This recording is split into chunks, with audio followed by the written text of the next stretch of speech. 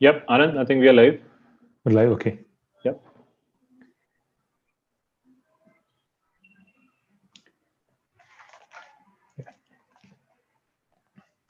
Just a minute. Yep. Do you want to wait for a couple of minutes for people to? I think we'll wait for a couple of more minutes and see Yep. how many people do we have here.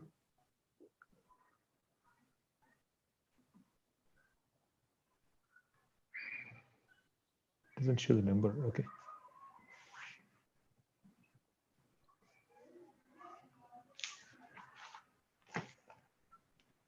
I'll start in like 2 minutes.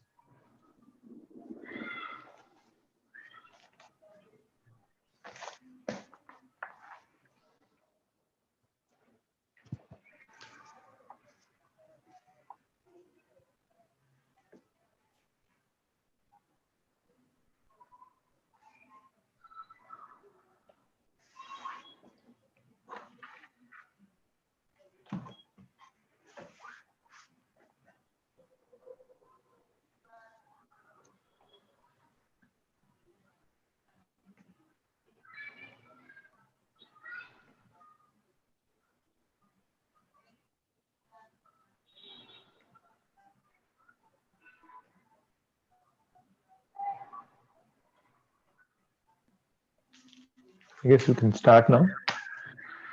Yep. Yep. Hello, everyone. Welcome to the first episode of Scaling from the First Principle series. Thanks, Hasgeek, for hosting this, and thanks, Piyush Goyal, for joining the first session and then coming up with 2 case studies in no time. My pleasure, Anand. Happy to do this.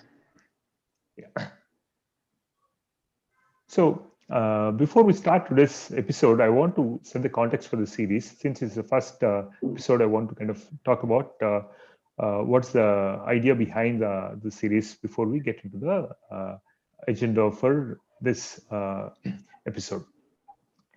So everyone wants to build applications at scale. Software architecture is all about trade-offs. Designing for scale often comes up with different trade-offs, right? It comes with an expense of increased developer and operational complexity. So do we really need to scale from day one? Will the application ever see the scale that we can have designed for? How do you know if we are over-engineering? There are a lot of these questions. And we keep hearing a lot of these stories about how different companies are scaling their software. But most of the times, these are big organizations, the Googles, Facebooks, and Ubers. So they're at a different level of maturity. So what worked for them may not really work for a small and medium-sized organization. So what are the different approaches for scaling? How do you decide which approach is good for you? Are there any general guidelines? There are so many questions. Wouldn't it be nice to have a forum where we get the practitioners and then hear from them? Not only success stories, also the horror stories, things that didn't work for them, the mistakes that they've done, so that we all can learn from them. So that's one of the ideas behind this series. The other important theme of the series is first principles thinking. Many seemingly complex problems can be solved with very simple solutions if you apply first principles thinking. When you study and understand the problem at a deeper level and ask right questions, we'll be able to kind of find these kind of simple solutions. Well, the end result may look very simple, but that wouldn't be the case when you actually start with that. So we want to kind of talk about these kind of solutions, bring practitioners who have been like trying to solve problems this way, and then have a discussion in the forum. So to summarize, scaling from first principles is a forum to bring practitioners together to discuss and learn from each other, and to promote first principles thinking to building and scaling software. So that's the kind of agenda for this series. Now, I would like to kind of pause for a minute and see if there are any questions here. Yeah, the other thing I want to say is like we want to kind of run the series as a regular series. So we'll have one session every month. Initially, we'll find invite some people to come and speak, but over time we'll figure out how to take this forward. If any of you have some ideas that you want to discuss or you want to invite someone, please get in touch with me, and we can figure out how to coordinate and then take this forward. So I think this is a community effort, and we want all of you to kind of come forward and suggest what kind of topics that you would have, etc. I think the Hasgeek platform has a place where we can actually have these kind of discussions. But so we'll figure that out as we kind of go forward. Yeah, I'll pause here for a minute and see if there are any questions. I think if anyone wants to speak, you can unmute and then speak.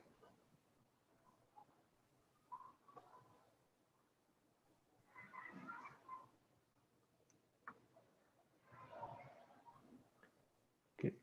If there are no questions, then I'll move on with the agenda for today. Yep. Anand, you just want to explain why we are doing in a case study format, I think, so that people kind of audience. Yeah, sure. So the idea is basically look at different problems and then see how it can be solved, right? I mean, so when you look at a problem, you may think that it's probably too complicated, and then you apply first principles thinking, you may actually something very simple may emerge out of it. Okay, and also there will be cases where we look at a problem and then don't apply the first principles thinking, or we kind of miss out some of the aspects, and then the solution comes out to be very complicated, and then there are lessons learned out of that, right? I think that is something that we can learn easily, or kind of everyone can actually come into the same context and understand what went wrong or what worked well. So that's the kind of idea behind the case study format. Peach, do you want to add anything to that? No, and I think folks, I mean, by having a case study kind of a format, things become slightly more practical, and I think some of you would be able to relate to them better. And the key takeaways would be something more practical and day-to-day, something which you can imbibe in your day-to-day engineering, day-to-day engineering work, right? We, rather than having a more of a theoretical discussion, we wanted to have it a more practical session. So maybe the case studies will help us verbalize our thoughts and our experiences, both the success stories and the failure stories as well. So, cool. So then I'll start with the first. I'll set the agenda for today and then start with the first case study. Okay. So yeah, can you see my screen? Yep, I can see it. Yeah. Yeah. Okay. So the agenda for today is first we'll start with the context. That we've already done that. Okay, setting a context for the series. The 3 case studies that we're going to take today. The first case study will be taken by me, and the next 2 case studies will be taken by Piyush. And then once we're done with the case studies, we're open for discussion. So the session is planned for an hour. We can take questions after each case study. We'll take 5 minutes for questions after each case study. And even after 1 hour, if people are interested, we can continue for some more time, I guess. Okay, so let me get started with the first case study. So this is about building web application to show results of an exam. So it started with this, right? And when back in June 13th, when the CBSE 12th standard results were announced, a friend Bhargava posted on Twitter saying that the website is down. So this is a common thing that happens every time an exam results are announced in India. I have rants from 2007 where the GATE results were announced. I looked at IIT Kharagpur, IIT Kanpur, and Indian Institute of Science. All the websites were down. They couldn't handle the traffic. IIT Madras somehow seemed to work at the time. And this is something that happens every time. Every time an exam results are announced, the website goes down. So how hard is it a problem to kind of build a reliable system? And how much does it cost to kind of build a system like that? So that was one of the things that kind of came up in the discussions on Twitter. So I thought it's an interesting problem to kind of take up and discuss about. So I thought I'll take that as a case study. So let's kind of try to examine the problem and look at the scale of the problem and then see if we can come up with a good solution to that. So quick numbers. The number of students appeared at CBSE in 2020 is 1.2 million. So let's add a small factor of safety, and let's say it's a 2 million people who would visit the website to check the results. Since everyone is anxious to find their result, they'll probably visit as soon as the results are announced. So I assume that all the people would actually visit in the first 1 hour. So what does it mean is we need to kind of have a system that can serve 2 million requests in 1 hour. That's about 555 requests per second. Does it look like a very big number? Yeah, it's not really trivial, right? It seems like a big number. So the next question is now, how do we build a system like this? So what should be the tech stack? What kind of programming language should we use? What kind of database we should use? What deployment strategy? Which cloud we should pick? So I'll pause for half a minute and actually ask input from the audience. What do you think should be the tech stack? How should we approach this, right? I mean, Python is maybe a too slow language. I mean, should we use Go? Anyone want to kind of try to kind of suggest something here? Yeah, folks, you may send your messages on chat as well if you want. So.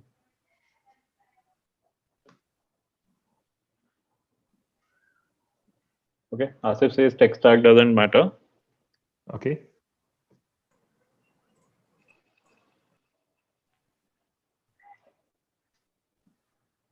COBOL, okay. COBOL, yeah. Check IO ops incurred in each request. Elixir for concurrency out of the box, plus some in-memory DB since it's just static data. The DB will be the bottleneck, says Anand. And Erlang since strong for concurrency. And okay, Nabarun is saying, can you show the previous slide? Yeah. Yeah. So I'll go back. Okay. So the numbers that are there is basically 1.2 million students appeared for the exams. So I'm kind of rounding it off to 2 million, so that add a factor of safety there. So that's about 2 million requests per hour, because we're assuming that people would actually come and visit in the first 1 hour. Everyone would actually come and check the results in the first 1 hour. That means we should be able to support that many requests in the first 1 hour. So that's about 2 million requests per hour. If you kind of take it to per second, that will become 555 requests per second. Yep. I think Sandeep is saying that you are assuming a uniform request per second. The 2 million may come in a burst as well. So, well, I think we're kind of even taking the factor of safety here and there. So shouldn't be that an issue, I guess. Okay. Yeah. So let's kind of try to build a system keeping that things are uniform. Let's take some assumptions right now. Okay, isn't that's uniform distributed across the whole hour, etc. Okay, it's also not that everyone would actually come and sit and visit in the first 1 hour, right? So we kind of have some cushion there as well. Yeah. Yep. So now what says a hash map in memory may be suffice. Okay. Yep. Okay. I think Anand, we should move forward. Node.js, MongoDB. Okay. Sounds good. So there are a bunch of these ideas. Okay, let's kind of. I think it is a read only. Mostly it's a read operation and data intensive operation. So I think for the backend is a node would be preferred, and for improve the performance we can use the cache to store the result, like maybe a Redis one to improve the performance. Sounds good. So thanks for sessions. Let's kind of look at. Let's try to kind of. I think some of you already made the observations. So I also have some observations. The system is read only, no transactions. So that's one observation. Okay. Now let's kind of. We have to ask the right question, right? We haven't asked what is the data size that we are dealing with here. So that I think is also an important thing to kind of consider. So we have about 2 million students. Let's see what's the data size, right? Let's do quick math to figure out what's the data size here. The fields that we have are, we have roll number, a name, let's say 10 subjects, and maybe add a couple of more fields to it. So if you look at data size per student, that would be about 100 bytes of size, right? And there are 2 million students, that's entirely like 200 MB of data. And we kind of started thinking that it's a kind of very big problem to kind of solve, but looks like it's not really that big, right? I mean, data size is just 200 MB. It's something that fits in the realm of, even if you take the simplest VM that you can actually find, that will have like 10x RAM than that. Right? So 200 MB of data can fit in RAM pretty comfortably, isn't it? So do we really need to even use a database here? Can't I just load the entire thing into memory and keep it? So, so what I did is basically a simple Python program, okay? But nothing fancy, like the simplest thing that I can think about, okay? So on startup, it reads a CSV file, and then there's a function to get a row given the roll number. So it's actually pandas data frame. It's not something even nothing fancy here, right? And then there's a simple WSGI application that takes a roll number from a query string and then gets the row and then converts it to JSON and returns it back. So this is what I kind of written. Let's kind of see what kind of performance this simple application can give, and then we'll see if we need to kind of scale up or do some optimizations on top of this. Any guess what kind of performance this may give? You can respond in chat or you can speak up. I think it will scan all the rows. Yeah. Because we are not. I'm not sure if you have not used indexes or some type of primary key. No, it is index. So pandas data frame, when you set an index column, right? So that creates an index internally. So this works like a dictionary now. Okay. So this is a constant operation. Okay, then if it's a constant, then it will fetch the query very fast. Yeah. But the question is like, how many requests should we be able to handle in a second? Yeah. So in that case, it is depend upon your server. So the problem is like a database operation is fast, but how many connection it can support concurrent. So that is the problem. That is so let's talk about single core performance, right? Let's take a reasonable good CPU and the single core performance. How many requests it can handle in a single core? The single core is a process only single thread operation one time. And if you about the database connection, it's depend upon like your. We don't have database here, right? We only have just in memory, right? Yes. Sorry. So what do you think would be like? Would it be like 10, 100, 1,000? I don't know. Like what the number that you think about? Okay. And Python is kind of perceived to be like very slow language, right? We're not doing it in Go or Erlang. Okay. Anyone to kind of guess? Let's say 10K-ish. 10K is pretty big for the thousands. It will still be like network IO bound highly because around 500 to 1K. Yeah, let's look at it. So this is a benchmark I've done on a $5 distillation droplet. Okay, it's able to kind of handle about 800 requests per second. That's about 3 million requests per hour, 50% more than the requirement that we actually started with. For the context, if you just look at Nginx serving static queries, it can actually serve up to 6K requests per second. That's open 20 million requests per hour. Okay, so if we're talking about a single $5 distillation droplet, and that can actually solve 1.5 times what we actually started with. We're not doing anything fancy. Okay, I've not done any engineering here, right? Something that a script that you can actually write in half a day, right? I mean, that's all it took me to kind of come up with a solution, because we kind of started with the first principles thinking. Okay, see, Redis and all these things are actually fine. Okay, but do we really need to use Redis here? I mean, can we do even simpler? Okay, do we need to have moving parts at all? Right? So, so this is what I kind of got. Okay, so if you look at the cost per day, I think it's just So it costs about 12 rupees 50 paise to kind of serve the entire thing for the entire day. Okay, so when we kind of started the discussion on Twitter, I thought I can actually achieve this in 100 rupees. Okay, and people were kind of surprised, like, is it really that only takes only 100 rupees to kind of solve that? But actually, eventually we were able to kind of solve that with 8x smaller than actually what kind of aimed for, right? We're going to it's costing only like 13 rupees to kind of serve entire traffic for one full day. So had we picked any database or etc., that would have actually added more complexity on top of that, right? And more overheads because you have to go through network and all that. So this is what we could achieve it. So the takeaway is, right, I mean, when you kind of approach a problem and try to understand actually the problem, what it is, and then apply the first principles thinking, we should generally able to come up with solution which is kind of quite simpler, right? I mean, even like when I started, I didn't think that I can actually come up with such a simple solution. In fact, I was thinking I should maybe use a Parquet instead of CSV because CSV reading would be very slow. I realized that it's actually the whole file is 100 MB or etc. So it's not really something that I should worry much. Right? Make it simple as possible. So that's what worked. And then we have a solution which is kind of very simple.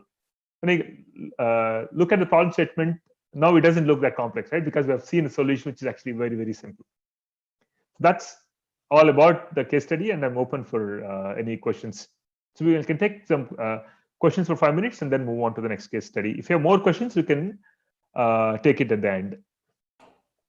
Anand, thanks for this presentation. I'm just wondering, so okay, your approach is okay, you explain everything, but that's what happened to CBSE side? Why they have not handled that much load? Means this is easy solution. Okay, we may not think about Excel, using Excel at first place, but maybe if they have a use DB even. Yeah. So what the problem they face? Maybe the number of concurrent requests that killed.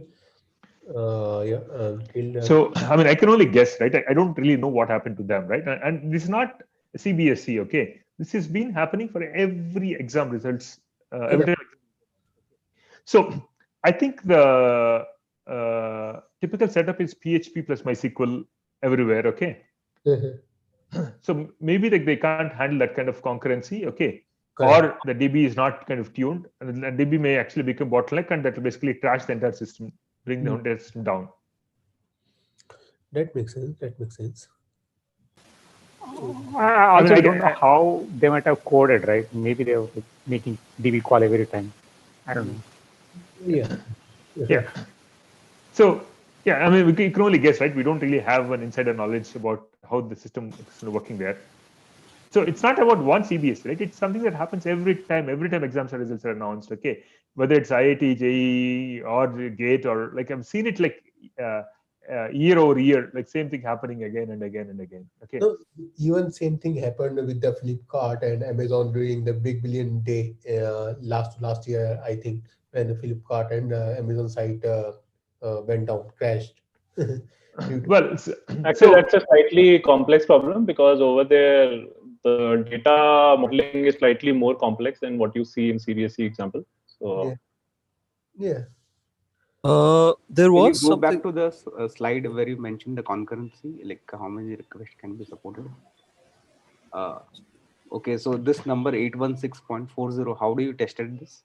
No, I ran Apache Bench. So I started 2 virtual machines. One I was running my application, other I was running my benchmark program, and Apache Bench gave me that number. So I just copy pasted that number from Apache Bench output. Okay. So, small point related to this. During the last elections, the Election Commission of India website, which was continuously updating the results from all the voting centers and all that, they use static pages. Okay. And I think it was like scheduled to refresh every 1 minute or 10 minutes or whatever. Yeah. And all the news websites were using some kind of thing, some database driven thing, and some of them were slowing down and all. But this thing held up completely throughout that full time. It was fast. Yeah. So that would be my first thought when I saw this. I mean, yeah. So so when you kind of deleting creating static pages, right? You also got to think about if you're creating 2 million files in a directory, that's going to create trouble again. So you have to kind of make it like a 2-level directories or something. Okay. And also there's also privacy issue kind of involved in kind of keeping the exam results as a static pages. Okay. You don't want that to be crawled by by bots and all that, right? So right now the CP just takes roll number, but actually the original CBSE actually asks you for your roll number and admit card ID, or like some kind of second factor authentication, right? Okay. Okay. So the API can basically use the roll number to kind of fetch that row and then make sure the second factor is kind of matching, then only give the result back. Right. So this approach would still can do the same thing. But whereas if the static approach, I don't think that is it's a wonderful approach, but not for this particular use case. Not this use case. Yeah. Makes sense. Not Makes this sense. use case, Because if it's public data which anybody can take without any this thing, then maybe it makes sense. But here it's probably not the right approach. You're right. Anand, these benchmarks are for JSON, right? Sorry? Hello? Yeah, this is benchmark segments JSON. Okay. Yeah, but if suppose the server is serving HTML files, so how does that affect that? Yeah. So that's So the solution that I planned is basically have a static HTML file that calls the API. The static HTML file is served by Nginx. So that's covered by the 6x requests per second, right? So that would take care of that load. So if I'm putting gUnicon for the Python process, and then that's behind Nginx. Okay. So /API would go to gUnicon and / would actually go to Nginx itself.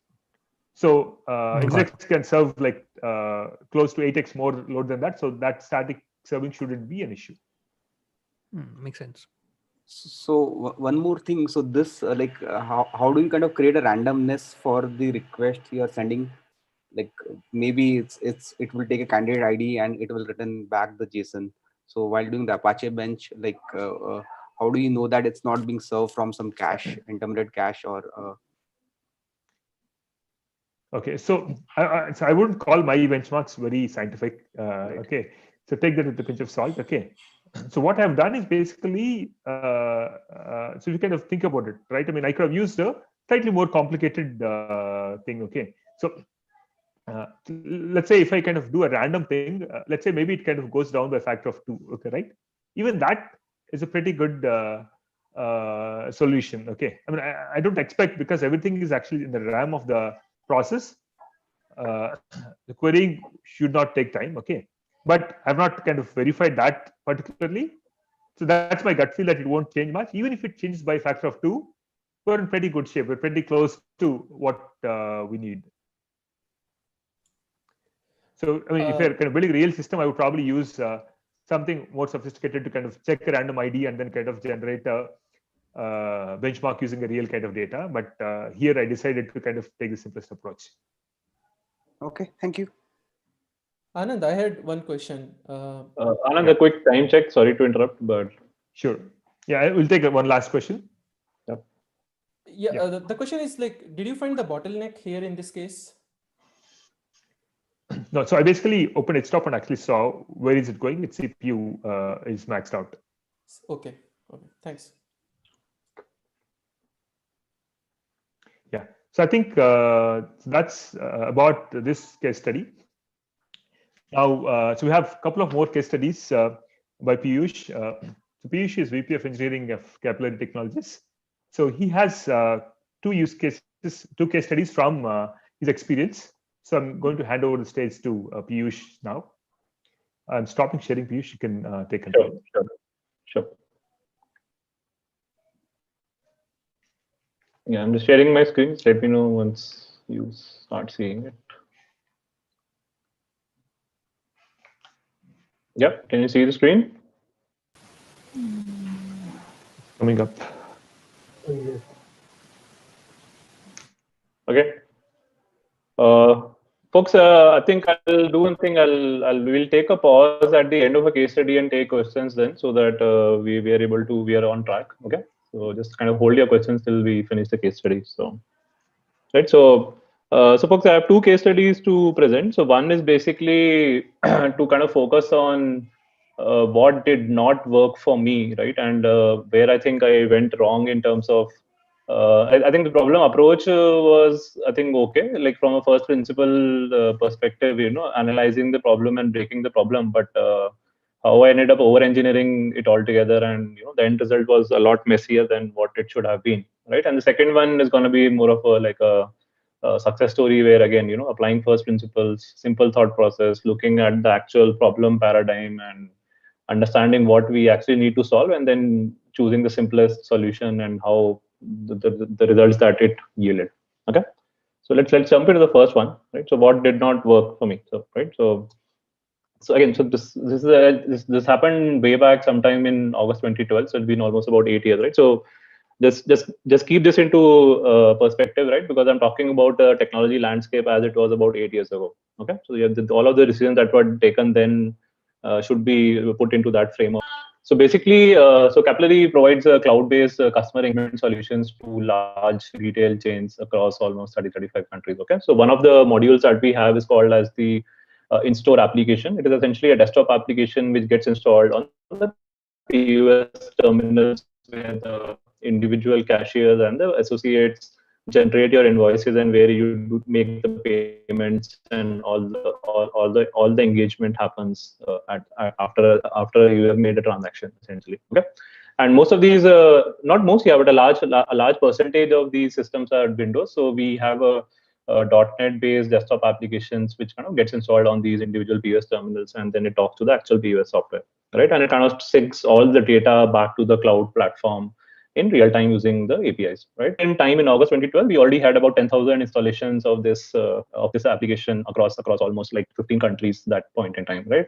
So one of the very common asks was that, given that you have such a large deployment of client applications, right? So some of the other application might misbehave, or like the version of the application that has been deployed is misbehaving, or some functionality is breaking, right? So our support, basically our application support team had a very common requirement of arranging debugging sessions with the particular store which is reporting the problem in the application, essentially, right? So that time, one of the means was using a team viewer by access, right? Get the cashier on the store to install team viewer on their machine. Then the support team will log into that box, see what's happening, right? And also we had some implementation where the application would sync their logs almost after every 2-3 hours, right? We were not doing it at a higher frequency because we also have to be conscious about the amount of network we are consuming on the store, because most of these stores run on very low bandwidth network, essentially, right? So we thought about how do we solve these problems? Essentially, the three use cases we have to solve is that we should be able to send a command to the application that sync the log files like immediately as soon as the command is received, right? Or it could be refresh the configuration files by making an API call to the cloud platform so that the latest configuration files get deployed on the application, right? And another could be sync the telemetry data. Telemetry data essentially means what is the size of the SQLite database that is currently in the application at that point in time, what is the last sync time that happened, what is the latest version of the data the application has, essentially. So I hope you get the gist around. Okay, so let's look at the first principles that come over here, right? So one is that it's very clear that we need a custom command protocol that needs to be established between the server and the desktop application, so that from the server we can push a command to the application, and the application understands the command and it's able to take some action locally and kind of then either sync to the cloud or whatever it needs to do, essentially. Okay. So how do we sync these commands between the desktop and the server, right? So the first thought that comes to the mind is, why can't the desktop application poll the server at some frequency, essentially, right? So again, very rough estimates, right? So I mean, let's assume that my application is polling the server at every 5-second frequency, right? So assuming using some algorithm or using some jugglery, we are able to ensure that we are able to spread the distribution of the request equally across the 5 seconds. With 10,000 installations, I'm still looking at almost 10,000 requests per second coming onto my server, right? Now, do I actually need to build a server infra for serving 10,000 requests a second, where essentially the request processing would be what that, given my desktop application client ID, I have to check its queue or a command queue and see if there's any command queued up for that, right? And then sync it back, right? So seems like slightly, not the optimal way to go about it, right? How about implementing long poly connections, right? So long poly connections could also work, so that the number of connections and you're managing from the client to the server can be reduced. However, long poly connections are usually one directional traffic, right? So basically, you are sending request from the client, and unless the server has something to send back, right, the connection will remain open. In case a connection gets dropped, it will come back. But the server will not. It's not a bidirectional channel where the server cannot push the data back to the client, right? So it kind of partially solves my problem. So that's why it's kind of a checkbox, but slightly a yellowish kind of a checkbox, not a 100% green, the right approach for me, right? WebSockets makes a lot of sense. Let's have a WebSocket.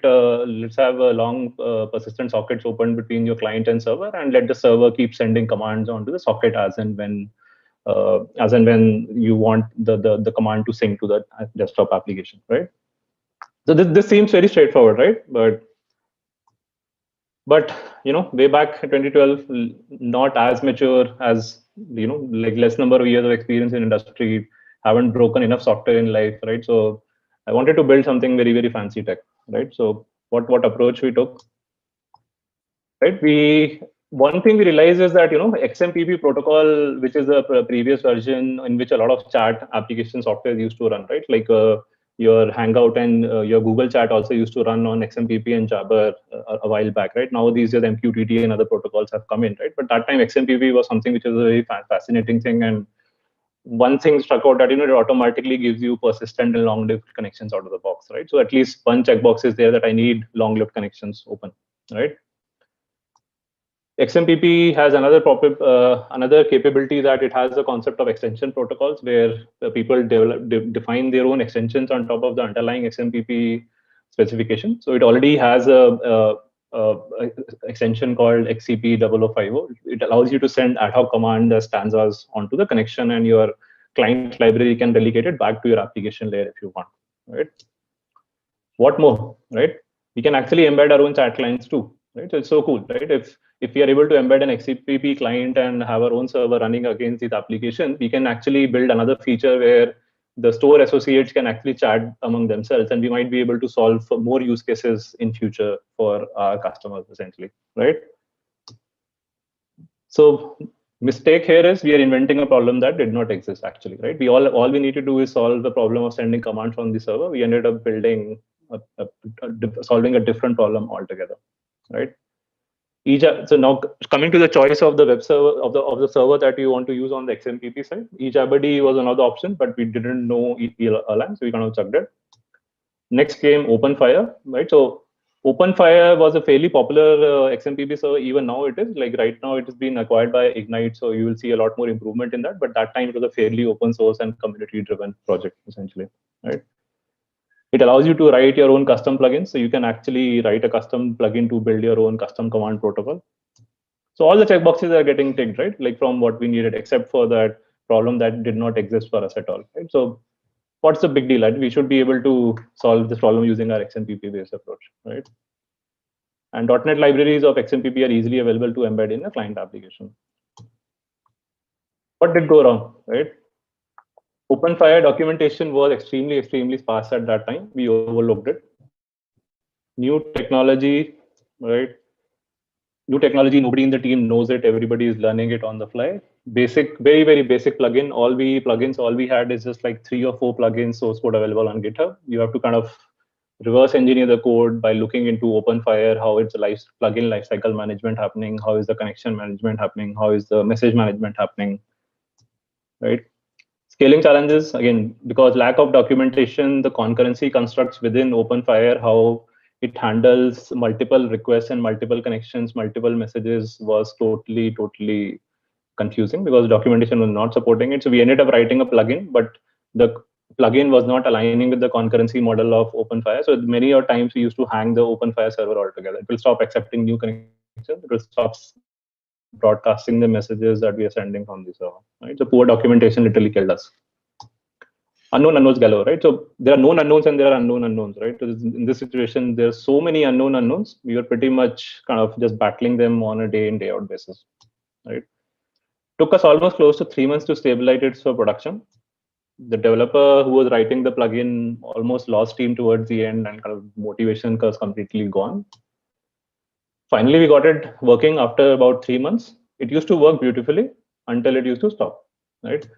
And when it stopped, it's like, again, scratching your heads, trying to reboot the XMPP server, trying to take the dump of the JVM, trying to figure out which variable is getting stuck, where are the threads blocked. Like honestly, it was a complete mess, right? If we go back to our original problem, all we needed was a simple node application on WebSockets. It could have easily solved this for us, right? Less than 200 to 300 lines of JavaScript code could have gone live in less than 3 weeks, not more than that. Low maintenance headache and fewer unknowns, right? And we actually didn't have to solve for problems that did not exist at that time, right? So again, this is one of the horror stories I have lived through, and I was one of the main actors of, one of the main decision makers of going with the XMPP based solution that time. So yeah, great. So this is all on this particular case study. So any questions, any comments?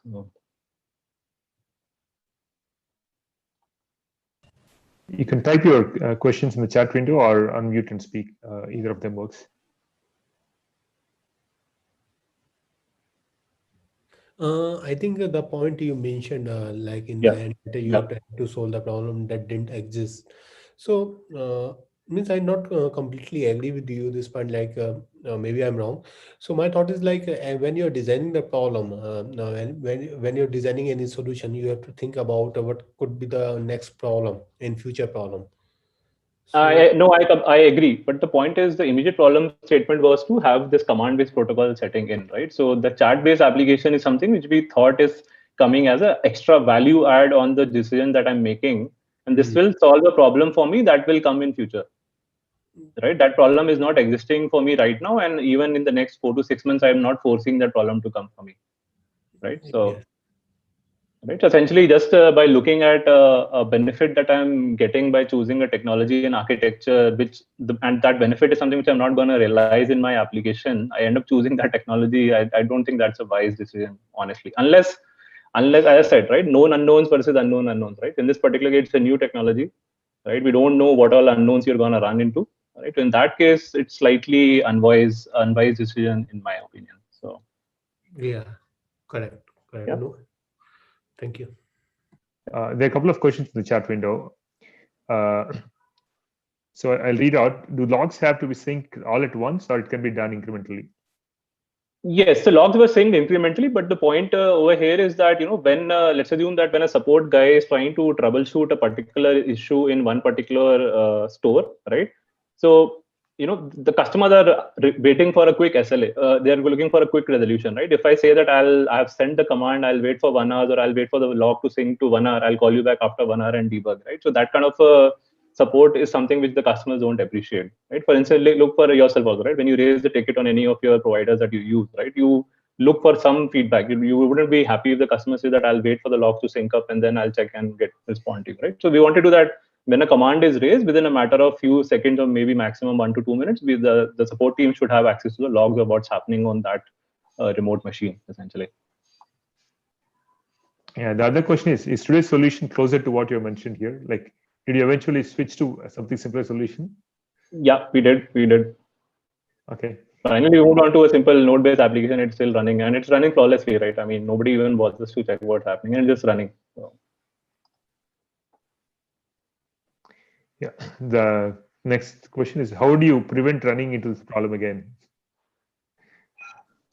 Good question. So I think, as I said, right, approach it from first principles. First of all, lay down what are the actual 3 or 4 problems you are trying to solve, right? And that's one thing I've realized over time, that best thing is you write down the problem and break it into the dimensions of the problem that you want to attack, right? Just don't go by an abstract definition. I think we'll come through that, I think, in the next case study, right? So one of the success stories where how we broke it down into a simple dimensions of the problem that we want to address, right? So you kind of look at that and see whether if the simplest solution, which is checking box all the dimensions and all the attributes of your problem, I think there is a high probability that it will work for you, right? Unless you, again, as Anand started the talk, right?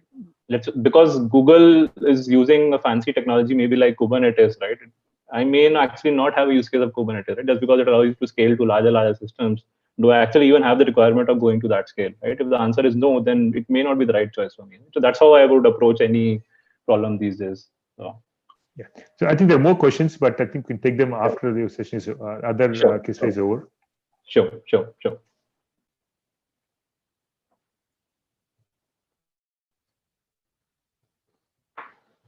But let's move on to what worked, right? So again, this is again the case study from one of my earlier companies. So I was kind of heading the engineering team at Travel Triangle. This was like the time period was somewhere around December 2016. So Travel Triangle essentially is a marketplace for travel industry. So we connect travelers with with the travel agents which are local to a particular destination. And along with that, we also have an in-house team of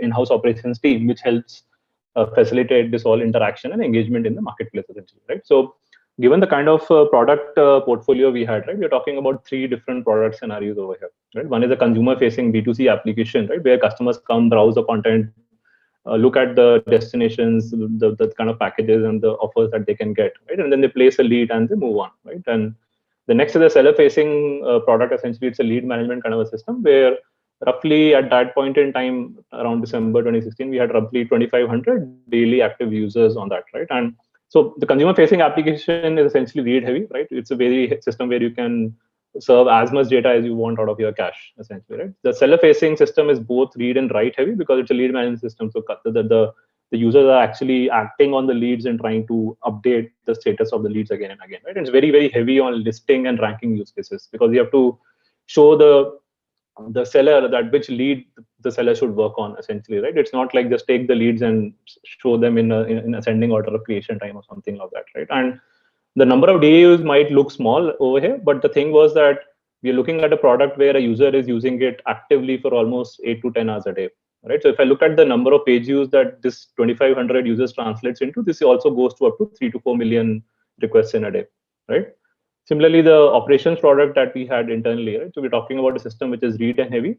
It is also heavy on listing, ranking, as well as it is heavy on the suggestion use cases because the system has to be smart enough to suggest to the operations guy that which particular lead the operations person should work on, so that the efficiency of the work the operations person has done in a day is high, and the chances of converting a leads are high because conversion of a lead leads to revenue, and that's what we're trying to optimize for.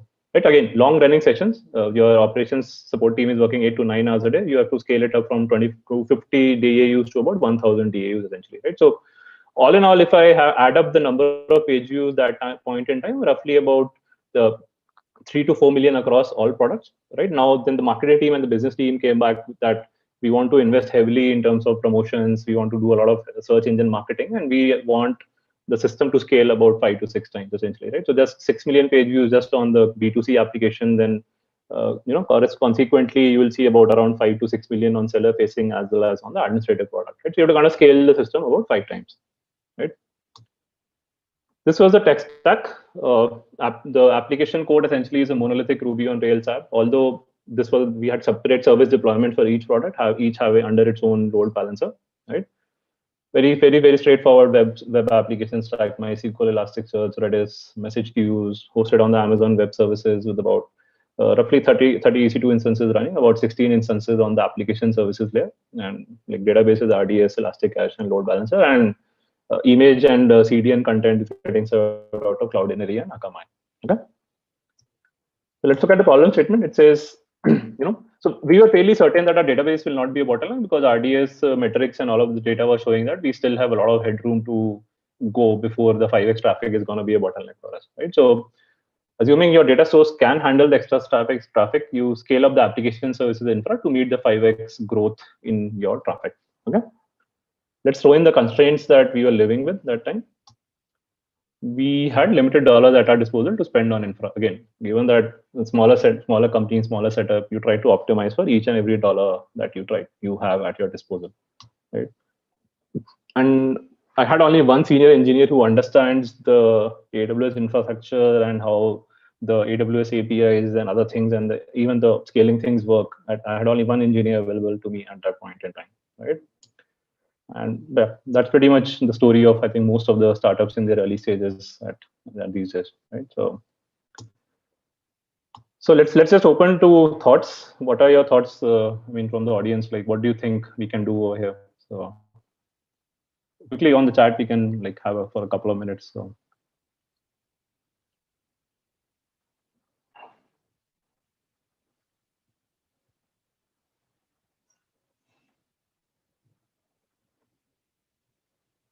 Hello?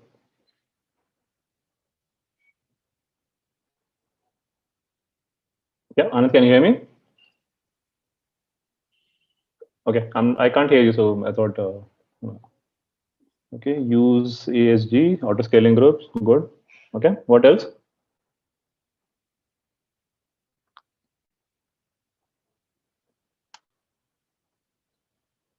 Okay, so let's move on to what we can probably do, right? So can we use containers, right? So again, December 2016 was the time when Docker was very popular. LXC was slightly on the decline, right? Maybe containers can help. What would be the if I go for containers, what can be my cluster managers like Docker Swarm or Kubernetes KOps, right? The current distribution of EKS was not available publicly that time in December 2016, right? So you had 2 cluster managers available. Mesos is also there, but again, Mesos was again on a decline, I would say, in the community at that point in time, right?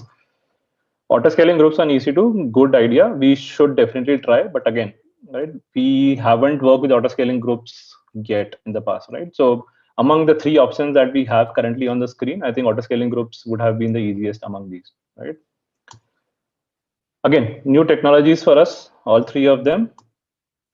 Learning curve, yeah, engineers love to tinker with cool tech. As I said in the previous case study, I've already mentioned, and I think most of our engineers can appreciate this fact, right?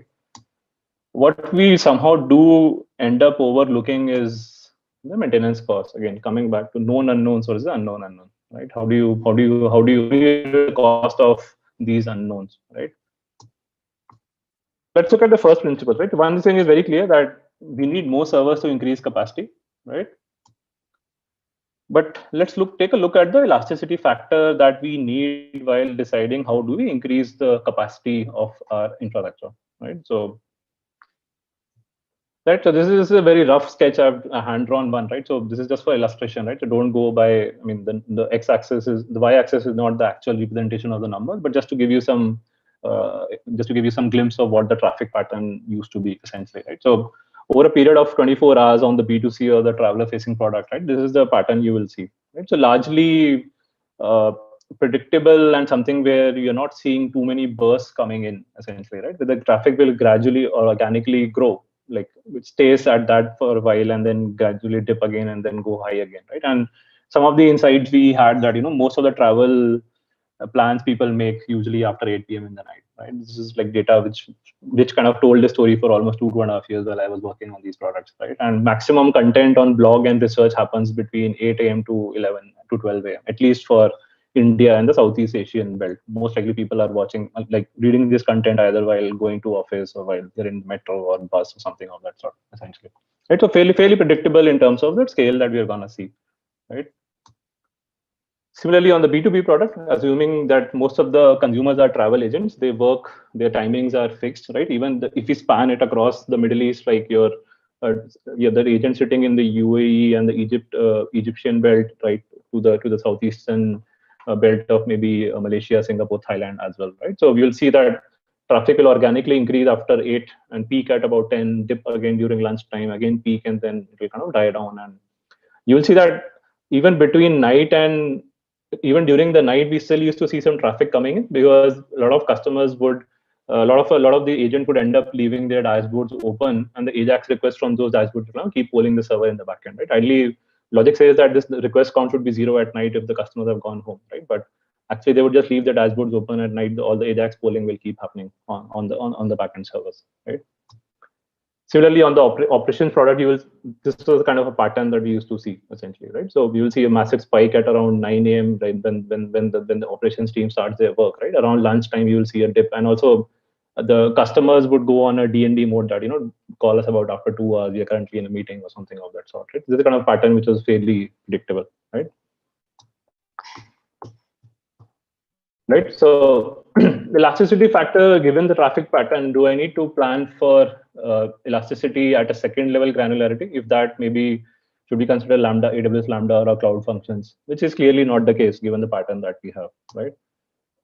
Do I need to look at a granularity of minutes? If it is, then maybe I can evaluate containers, right? But again, given the traffic pattern, it does not seem to be, again, seems like an overkill to me, right? Probably an hour or a bunch of like 20 minutes, 30 minutes. And if that is the case, I can actually look at virtual machines, perhaps, right? Cost savings. Do I need to save cost for every extra second or a minute? Or can I, is it okay if I save the cost for every extra hour or maybe after every extra half an hour or to 1 hour where my system capacity is running only as per the traffic overall, right? So very simple solution we cooked up. We used to call it poor man scaling. Right? Nothing fancy. Just had a Jenkins cron job, which is running every 15 minutes. So Jenkins we are using very heavily for as a build and a job scheduling system, right? And in AWS Simple DB, we created simple JSON documents for every service containing a mapping of between what R to what R, what level of server count mapping you need under each load balancer. The reason we went with Simple DB was that it used to give a very simple GUI to manipulate JSON documents, and this GUI can actually be used by junior engineers in the team as well, right? I don't want to restrict the access of this manipulation to any senior folks in the team, right?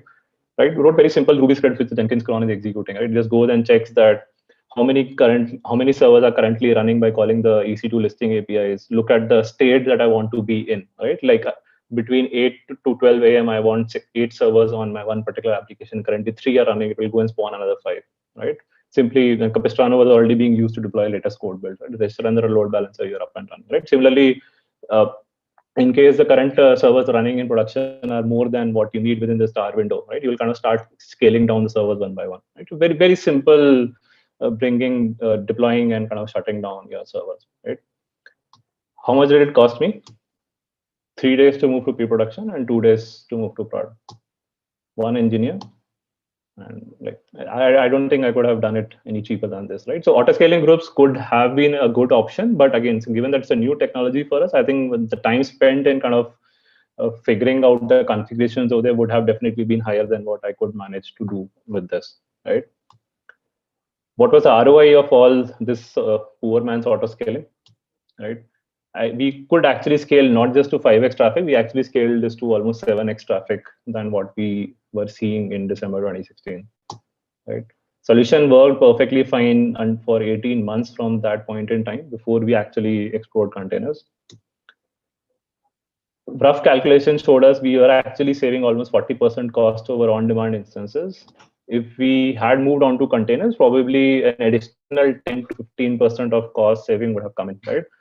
However, at what cost would that 10 to 15% saving would have come? Right? That's again a big black box because a lot of unknowns are there. Right? We templatize the solution. Our QA environments also moved on to this model. Right? Regression and sanity suites started invoking the scaling job as a prerequisite. Each QA group could actually spawn their environment as well using this simple solution. Right? Yeah, this is all I had from my side. So, any open for questions?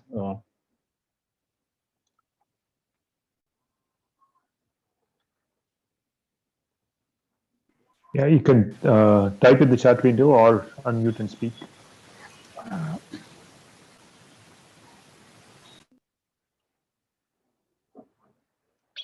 Thanks for the presentation. Just one question. Later, you told that you moved to you explored containers after 1.5 years.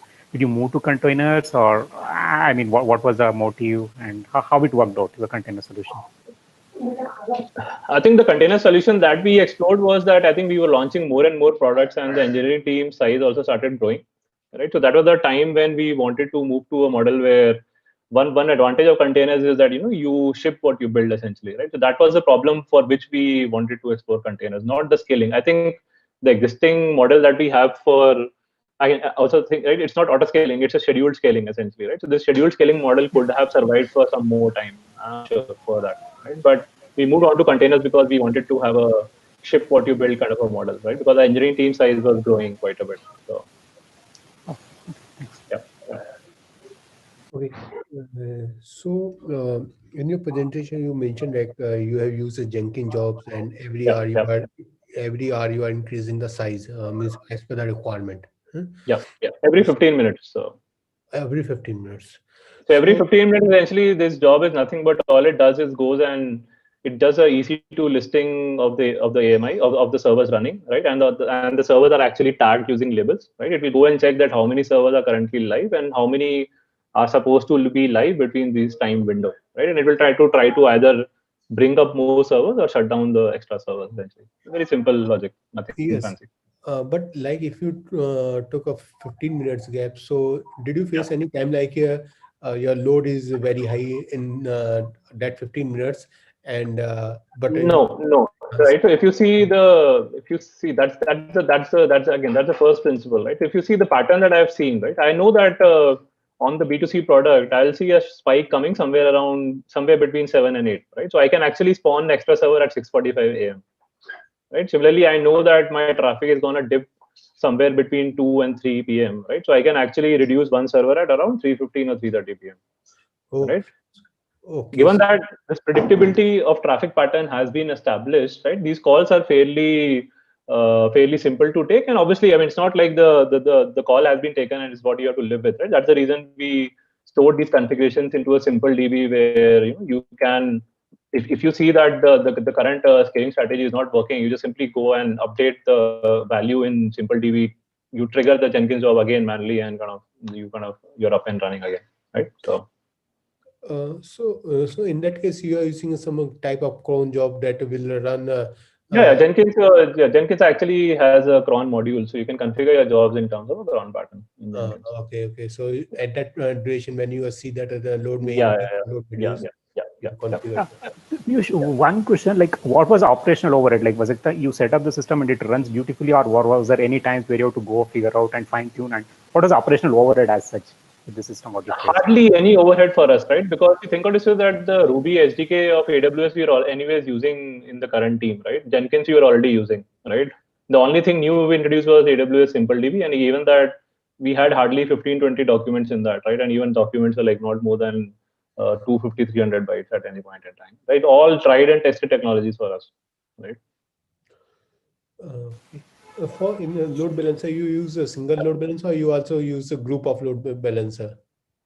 No, so we had a top-level load balancer on which the top-level domain used to point, and then we used to fork the request forward to another set of 3 ELBs, and every ELB was actually supposed to serve the request for the 3 products that we had.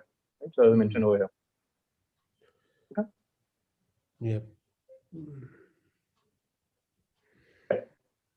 I mentioned, right, separate service deployment for each product. So every deployment essentially is a collection of passenger servers on, right? And those passenger servers are behind a load balancer dedicated for that particular service, essentially. Okay. Yeah. Thank you.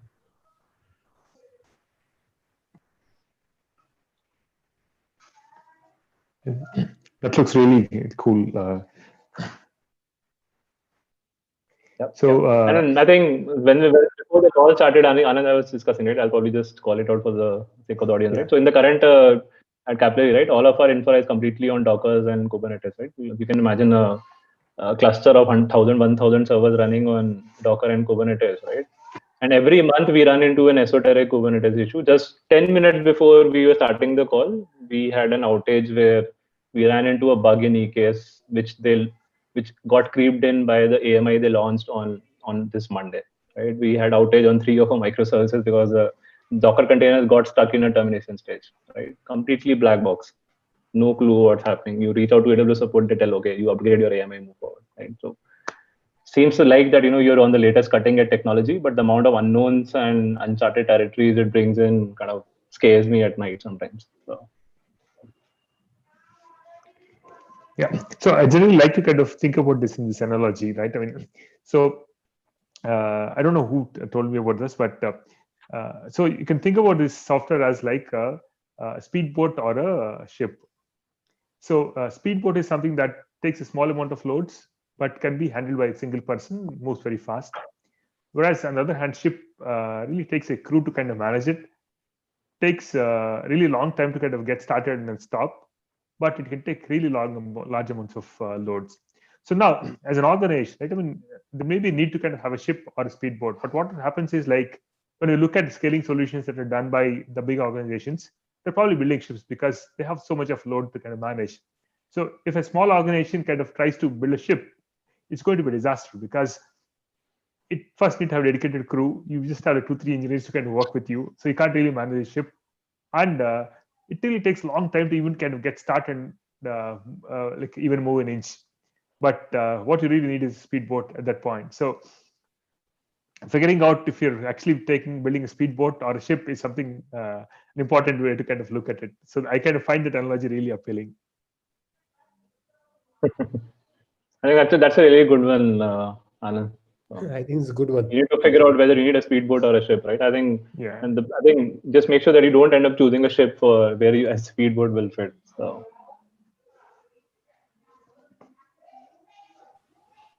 Yeah. So any more questions? I think there are some questions for the previous case study. I think we could take it from there. We didn't take all of them. Sure. So I'm just looking at that. Yeah. So one question was, how can someone de-risk the product from decision similar to this?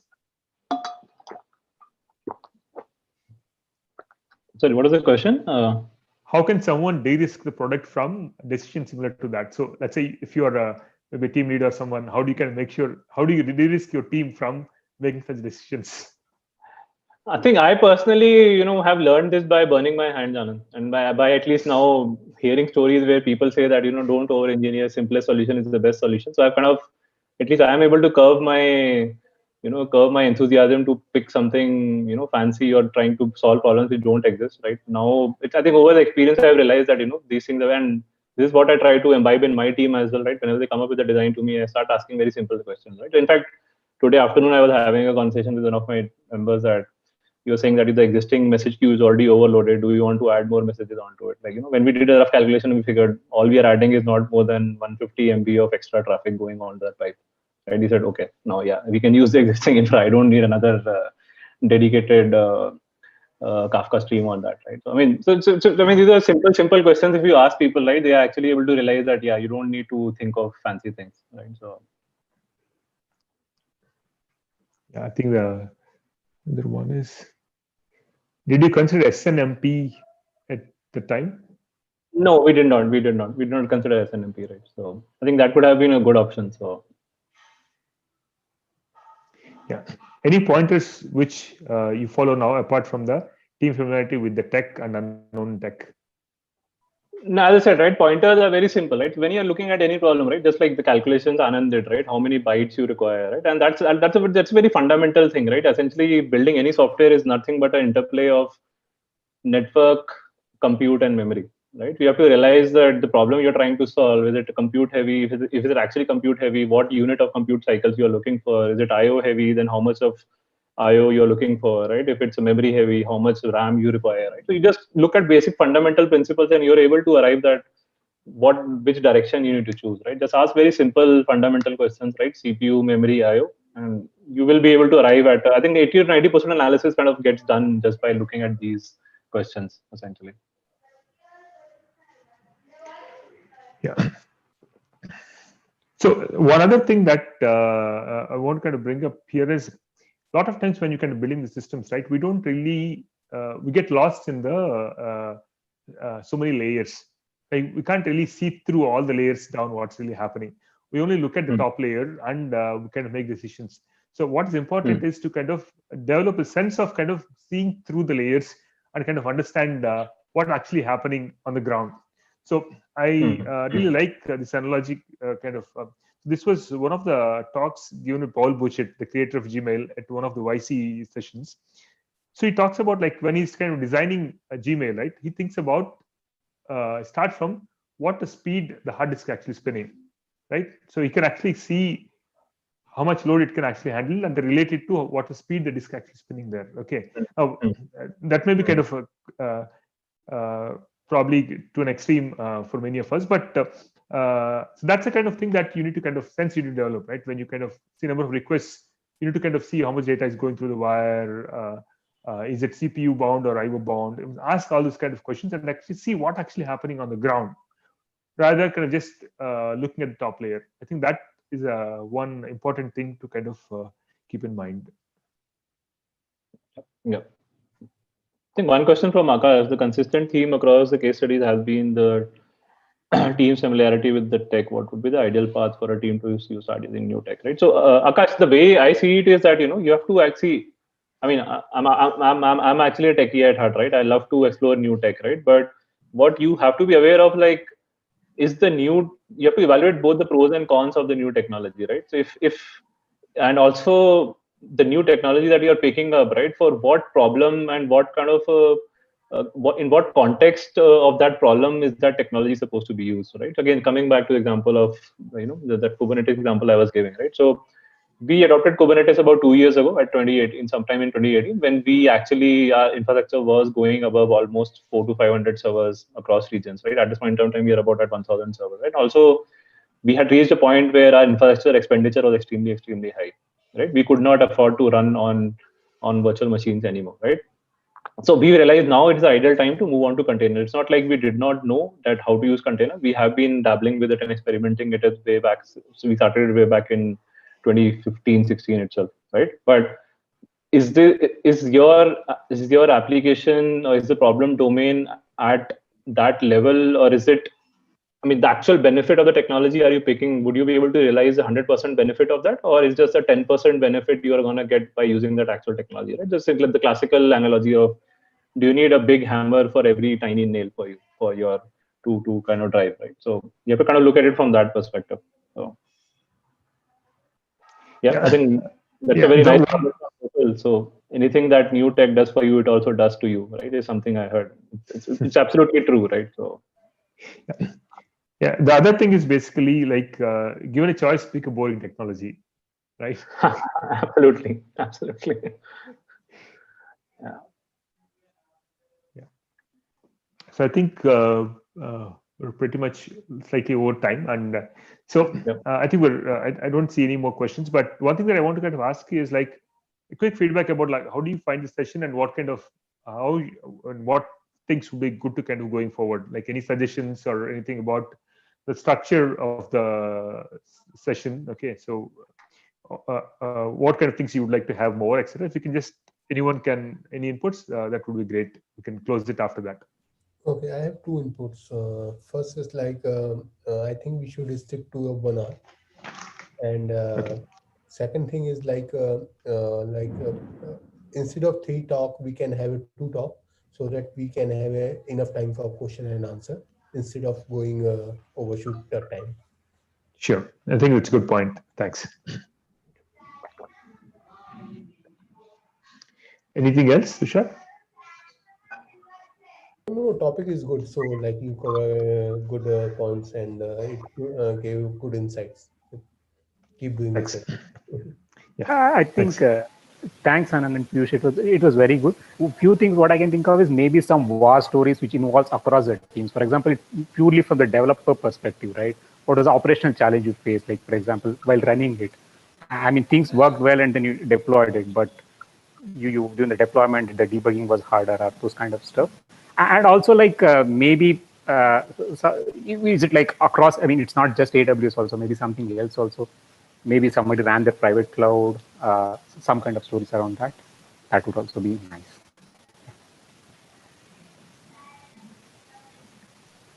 Thanks. Thanks. Anyone else?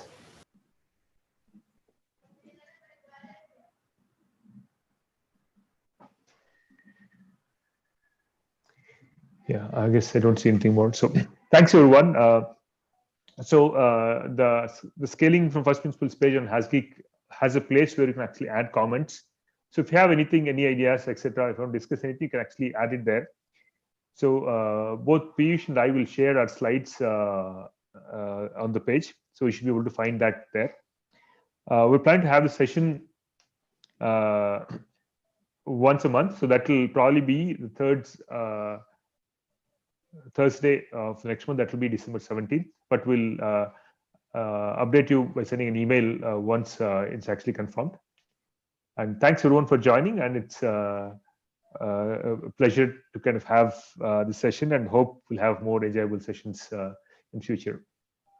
Yeah. Thanks, folks. Thanks so much. Yeah. Thanks, everyone.